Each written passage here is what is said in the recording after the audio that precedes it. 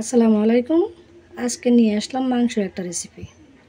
এটা হচ্ছে ব্রয়লার মাংস, মুরগি আছে, মুরগির মাংস আমি পরিষ্কার করে নিয়ে আসলাম কেটে। আমি আজকে যেভাবে এটা রান্না করব তা খেতে দুর্দান্ত স্বাদের হয়। তা দেখতে থাকুন কীভাবে আমি রান্না করব। প্রথমে দিয়ে দিচ্ছি টক দই, দিয়ে দিব হলুদের গুঁড়ি, গরম মশলার গুঁড়ি, জিরে ধনিয়ার গুঁড়ি, লাল মরিচের গুঁড়ি, দিচ্ছি লবণ, আদা পেস্ট এবং রসুন পেস্ট। ব্রয়লার মুরগির মধ্যে সবসময় রসুনটা বেশি দিবেন, খেতে ভালো লাগবে। সাদা সয়াবিন তেল ভালো করে মেখে নিব। এইভাবে মেখে ভালো করে আধা ঘন্টা রেখে দিব। আধা ঘন্টা পর রান্না করব কিভাবে তা আপনাদের সাথে শেয়ার করবো। ততক্ষণ পর্যন্ত আমার সাথে থাকবেন। দেখুন তাহলে আধা ঘন্টা পর আমি এবার মাংসটাকে রান্না করব কিভাবে। চুলায় দিয়ে দিলাম সয়াবিন তেল, দিয়ে দেব পেঁয়াজ কুচি।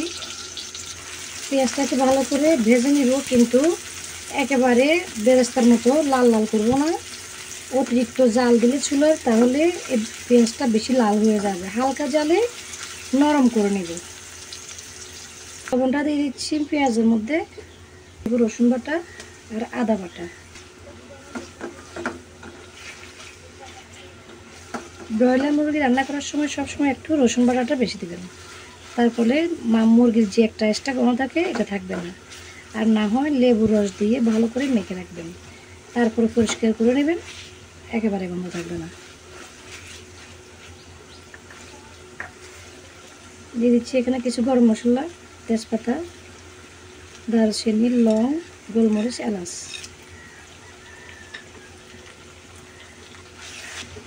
দিয়ে দিচ্ছি লেবুর খোসা। আমি ব্রয়লার মুরগি কষিয়ে রান্না করবো লেবুর খোসা দিয়ে।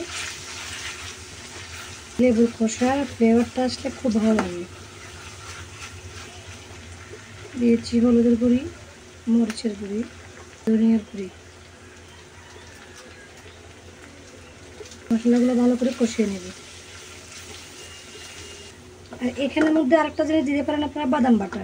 আমি বাদাম বাটা দিই নাই, বাদাম ছিল না। বাদাম বাটা দিলে আর টেস্ট ভালো হয়। দিচ্ছি সামান্য গরম পানি, হালকা জালে কম পানি দিয়ে মাংসটা রান্না করব। এখানে দিচ্ছি কিছু ভাজা জিরের গুঁড়ো। মশলাগুলো কষানো হয়ে গেলে দিয়ে দিব ম্যারিনেট করে রাখা মাংস। করে মিক্স করে দিচ্ছি।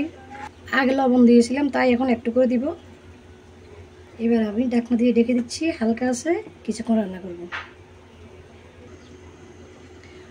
2-3 মিনিট পর ঢাকনাটা উঠিয়ে নিচ্ছি।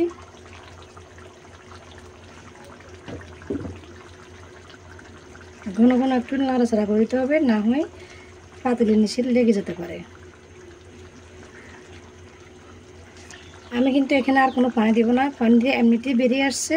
মাংসটা কষাতে কষতে আবার ঢাকনা দিয়ে ঢেকে দিচ্ছি কিছুক্ষণ। তাহলে দেখুন মাংসটা একেবারে সিদ্ধ হয়ে আসা পর্যন্ত আমি রান্না করেছি। লাস্ট পর্যন্ত দেখুন এত যে মজার মজার হয়েছে দেখতে মনে হয়, ঠিক এরকমই হবে এভাবে রান্না করলে। চুলা থেকে আমি নামিয়ে পরিবেশনের জন্য নিচ্ছি। দেখতে থাকুন কেমন হয়েছে। দেখুন মাংসগুলো নামিয়ে নিয়ে আসলাম। এত মজার রান্না একটা বিশ্বাস হবে না একবার না ট্রাই করলে আপনারা। তা আজকের রেসিপিটা ভালো লাগলে এখনই একটা সাবস্ক্রাইব করে দিন যারা যারা ভিডিওটা দেখতেছেন। তাহলে আজকের মতো রেসিপি এখানে শেষ করে বিদায় নিচ্ছি। সবাই ভালো থাকবেন। আল্লাহ হাফেজ।